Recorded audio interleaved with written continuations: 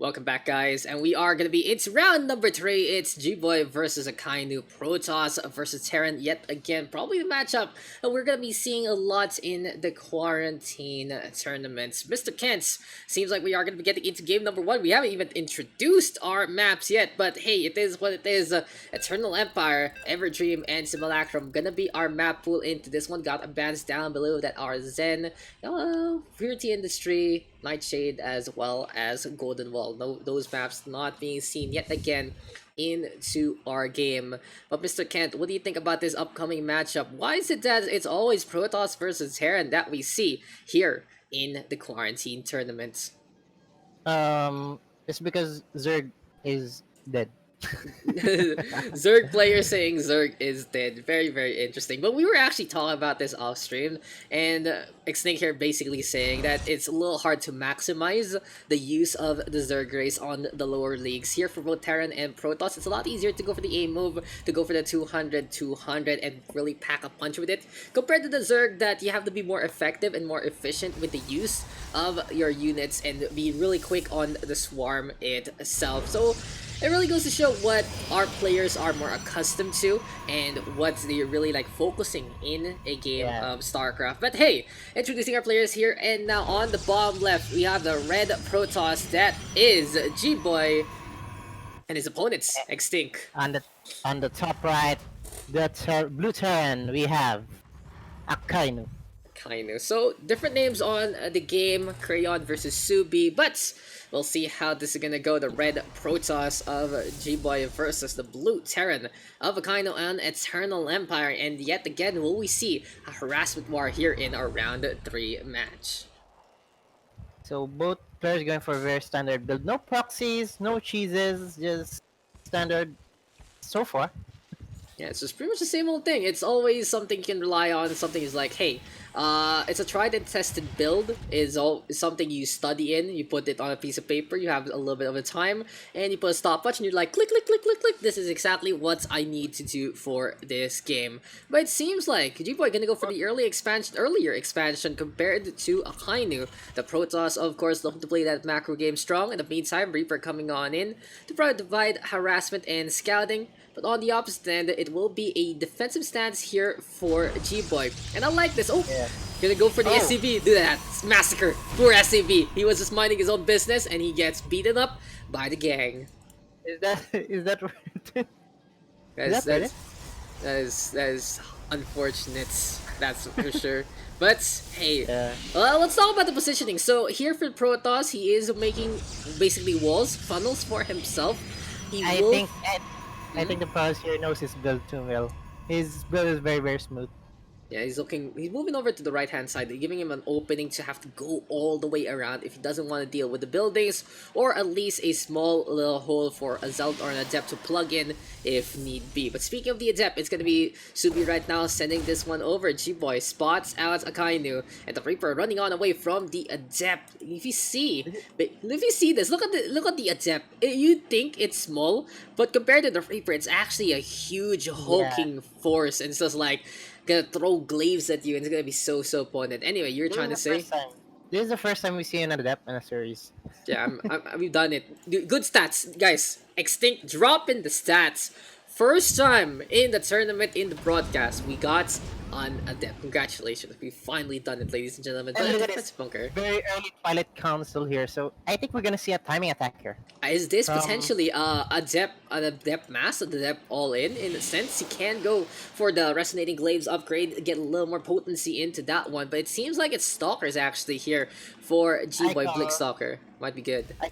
I call Blink Star too, with Immortals here especially, but getting early stim pack for, oh never mind, it's a 3 racks build for the Terran. That means you're gonna get very, very lot of Marines very, very fast. Yes, all about bio here, and now it's gonna be a huge farm actually from our Terran race. In the meantime, no factory, no starport whatsoever, so there really no supporting units here, and now Akainu might get scouted here, but no, gboy unable to really climb on up. Does he notice that that's a lot of racks? It's not gonna be the case, but it's charge lot actually for our Protoss player. So let's see, I think this is gonna be a very micro-intensive battle.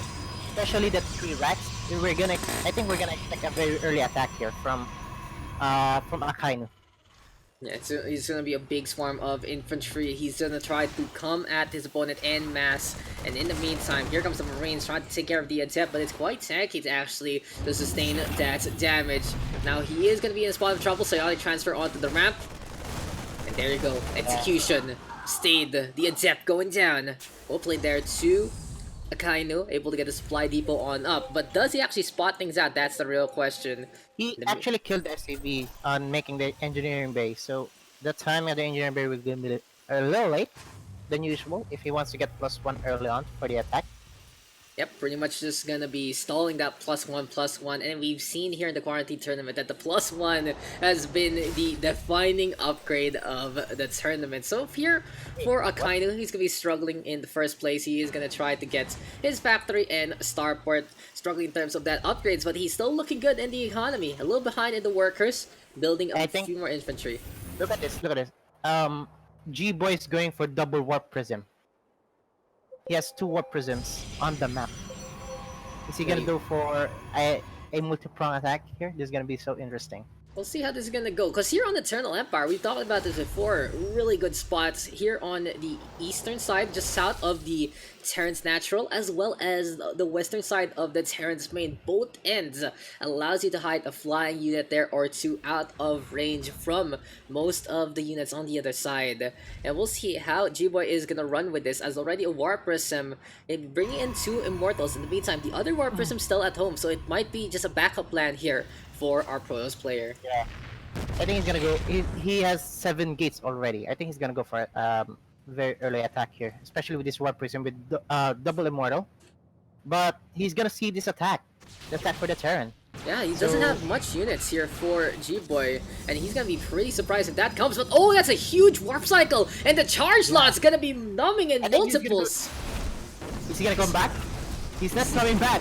Oh, this might be a base race. This actually might be a base race in this scenario. There's not much defense here for gboy, but Akainu taking some really critical hits. We'll be able to take down the Tech Lab! Unable to get the upgrade in time, and this is just pretty much the main base going down. No, never mind. It's concussive shell. No concussive shell, just so these Marauders don't have that slow upgrade. Will have no kiting potential whatsoever, Mr. XtinC, but at the same time, hold that thought, because here comes Akainu in the front already, but his main base is just falling apart at the seam. Shield battery stalling for time. Stalkers getting torn apart here and now with the Raids, unable to trade efficiently. There you go, with the recall, and Tsubi gonna try to bring the cleave on in. Was this the right decision into this one? Because he's losing a lot of units in this matchup. Here comes the Thunder, here comes the infantry, pushing on forward, microing those Immortals in behind, but the Zealots now going for the reinforcements, charging on in yet again. The concussive shot not there whatsoever, and that's a cleanup here for the Protoss. Yeah. That's a huge lead for gboy here. I think I want to. Oh, never mind. It's GG. GG is called as soon as that fight did not work out. There you go. Go ahead. I just wanted to get the action going.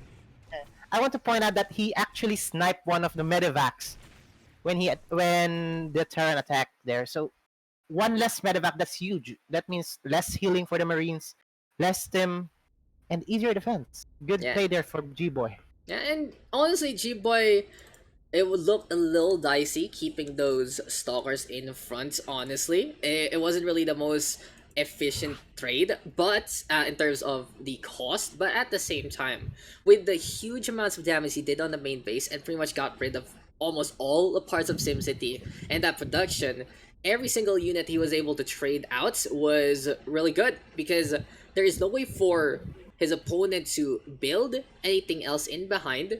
He went for the recall to play it safe instead of trying to go for the base race. I always thought it could have been a base race, but very well played by gboy, understanding that if I go for the recall, I can defend this, I can mop the floor out of his opponents, and I can just come back and do the same thing again. I already got rid of all the main base structures, and as you said, the medevac getting sniped is huge, because there is no real way for Akainu to reinforce that, and without the extra medical supplies, the stim packs are going to be more costly for the Terran in the first place.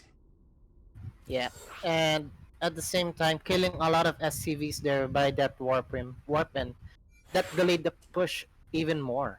At the same time, since there's no SCVs, there's no reinforcement, and it's just snowballed there for the Protoss. But here we go, guys. We're gonna be getting into map number 2, and we haven't seen this map as of yet, but finally, we are going to go into Everdream. And Mr. Evergreen. Extinct, what do you think about Everdream? I think I've seen it before. I think it's the most normal map out of the new three, and it has a lot of elements of older maps. It's reminiscent of World of Sleepers in a way, especially on the first three bases in the aggressive expand. A little more elements of Nightshade as well as Triton with the grass and the high ground. And I feel like it's a good mix of some familiar faces and familiar parts of Yes. maps from prior seasons. I think one thing that you need to take note about this map is that rich Vespine gas Yes. near the base. So if anyone is going to utilize it, they can have an early tech advantage with that extra gas. Yeah, it's Um, very very efficient. Honestly, you get basically two gas for the price of one with half as many workers, and but usually it is in a spot where you can be in a perilous spots. But here on Every Dream, we're gonna be looking to see how this dream is gonna be unfolding. So, by the way, guys, this is also a diamond versus diamond match. You can really see the top of the bracket being covered by these diamond players, really at the cusp of making it to masters and beyond. But hey, they're still in this bracket, they're still in their ladders form, and they're trying to climb as much as possible. And that's what we want to see from these players, to really try as hard as they can to climb, to get better, and allow them opportunities through these tournaments in the first place. It's time to get into Everdream. Protoss versus Terran yet again coming our way, and gboy with the one map advantage. Gonna be an interesting one, and so let's move on in to the map. So welcome, okay, so guys. Go ahead. here. Go Okay, ahead. on the top right corner, leading 1-0, the blue Protoss, G-Boy. Uh-huh. And on the bottom left, go on. Wow, I have a chance to talk. Thank you. His opponents. I'm a little shy. How do you do this? His opponents, the Red Terran, gonna be Akainu on the bottom left of Everdream. So, Mr. Extinct, take it away. Talk to me about the map. What is really the keys to the kingdom besides that rich Vespine geyser that is all the way down below? This is for me. This is one of the most basic maps I can think of for the map pool. Like I love playing in this map. There's few as for me as there's a few run bys. You can see jump and some positions here. But I want to talk about here is the Terran. There's a certain high ground here that is very deadly for a tank push. And once they get siege up there, it's gonna be very hard to defend it. Seems like that is the case. It is reminiscent of a few maps truly. If you get the tanks on the high ground, it's a little difficult of course to find the way, the opening to get on through, because the only flank is on the low ground instead. And trying to go on with a face off in the front, you do get funneled just a little bit. So yeah, spots here being noticed by Mr. XtinC. Very well done there. In the meantime, here we go with gboy setting up that second base already, building things in behind yet again. This time he is going to be forming a wall onto... Oh, it's another surround! It's the same old thing! Akainu trying to hide in plain sight, and gboy is not going to have anyone. You don't belong here. And the probes absolute elitist into this matchup. Someone scout up. He wants to make sure that his doesn't get us. Yeah, that's the scout, just making sure that information isn't there. But gboy really enjoys playing this Protoss in a defensive manner in terms of those structures. He's not building forward, he's not building too much in the ramp areas. He's trying to make these walls to make sure that his probe line is more or less protected from a frontal assault. And that is one way to go about building things. This does force our boy on the Terran side to move on over to the western side, instead take the long routes to actually try and get into that middle line. But yet again, an early Twilight cancel here for gboy. Can kind of go for the punish. He is going to go for the 1-1-1 instead. Will decide to play it standard and try to get double pumped Hellions into this one. But the bunker, again, Akainu really liking to play defensive. He wants to play defensive here. He doesn't want to take risks. He doesn't want to get beaten by something cheesy here again. really goes to show the philosophy of Akainu. He did this before, and he's gonna do it again. He just wants to have a staging ground just to make sure that he can both protect his infantry, but at the same time protect his natural at a better degree. But this Twilight Council, oh my! The When in Dark doubt, Shrine made an appearance. when in doubt, Dark Shrine. When behind, when in front, all the time, Dark Shrine.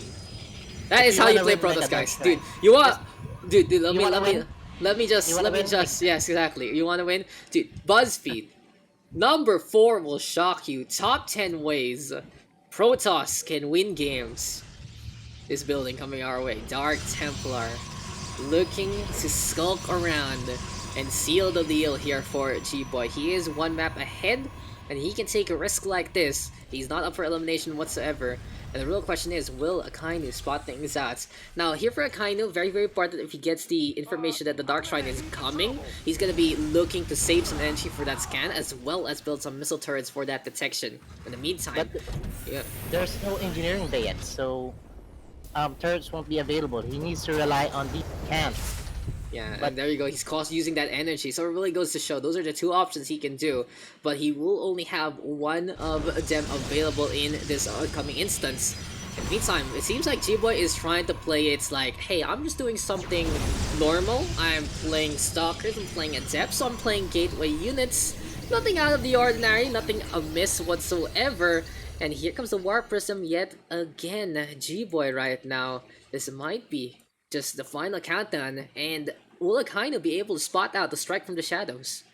He's microwing this War Prism so that they won't pass down the Helens, so it can be very, very big surprise here for the turn. There's no engineering bay yet, no turrets. Dude, he doesn't know. He doesn't freaking know. And this is highly unfortunate as the DT is going to get warped onto the outside. Interesting approach. Not going to go straight into the main. But he only actually going to be sending one over. So he is going to go for a cooldown real quick onto those warp gates. Potentially get another cycle on. But infiltration is there. And it's going to be time for the cleave on in on the main base. GG is called immediately. Victory goes over to gboy. He moves on to the semifinals.